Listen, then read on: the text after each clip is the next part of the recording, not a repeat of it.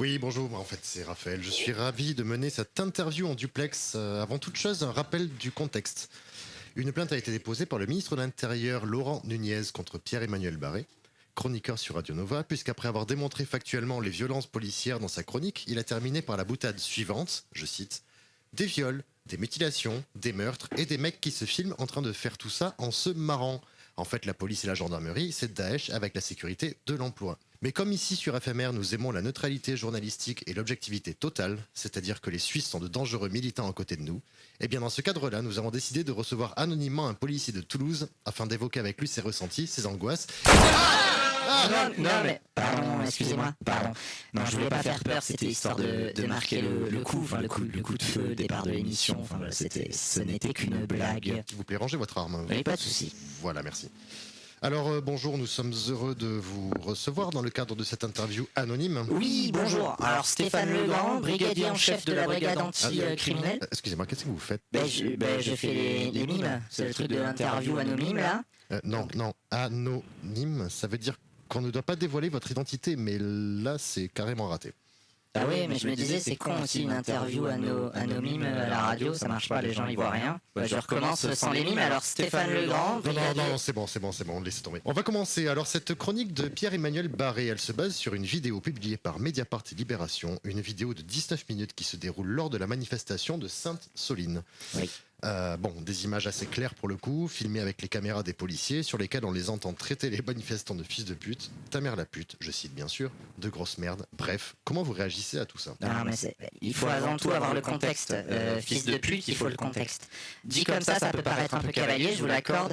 Mais en fait, c'est une boutade amicale, comme on fait nous les hommes pour se montrer qu'on s'aime, quoi. Regardez, là, si je vous dis que vous êtes tous une belle bande de pourriture de merde et que je vais vous buter, vous m'entendez, à la sortie de la radio, toi, je vais te foutre mon flingue dans la bouche et je vais te violer ton petit cul sur le bitume. Vous voyez, directement, c'est affectueux quand je le dis comme ça. Les policiers, c'est pareil, c'est des humains, faut pas croire. Ok, Bon, mais par exemple, comment vous expliquez les manifestants grièvement blessés à Sainte-Soline, mais aussi pendant les Gilets jaunes? Il y a eu des yeux crevés, il y a eu des personnes mortes sous les tirs et sous les coups de la police. Non, attendez.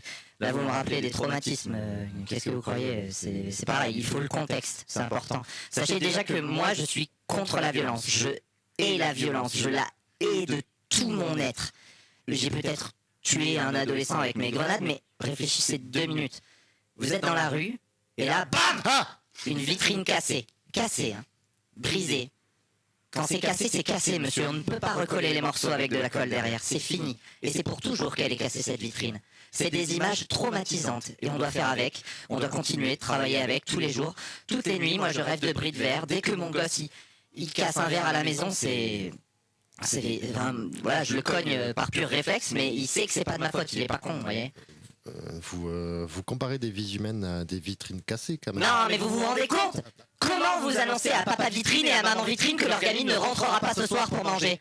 Vous savez ce que c'est la tristesse d'une maman vitrine qui vient de perdre sa petite? Est-ce que vous avez déjà eu à regarder droit dans les yeux un papa vitrine pour lui dire « Je n'ai pas réussi à la sauver, je suis désolé, la jeune vitrine du McDo est brisée, elle ne reviendra pas, jamais !» Non, mais vous savez pas ce que c'est, alors oui.